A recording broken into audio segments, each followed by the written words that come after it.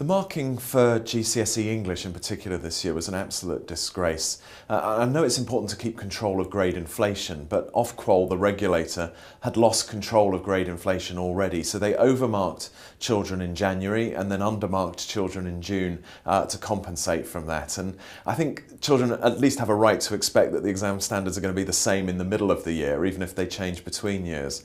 So literally tens of thousands of students got lower marks than they were predicted. And if you get a D grade in English when you were expecting a C, that means that sixth form college, apprenticeship, higher education, all of those are suddenly out of your reach.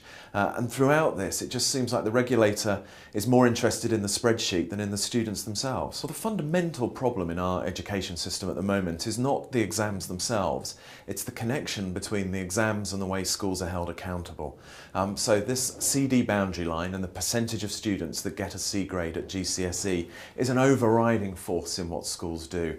And so increasingly what we're seeing is a narrowing of the curriculum to focus on those subjects and a focus on that cliff edge boundary about getting the children across.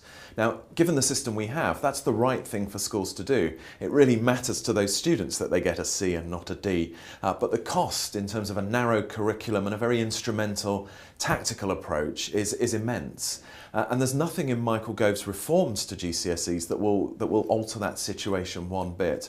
So we will continue to have a system that's focused around exams, around teaching to the test, and which is in fact very narrow for children right up to 16. There are some suggestions that could make this better that I think they need to consider in the new reforms. And the first one is to get rid of these league tables with that cliff edge boundary.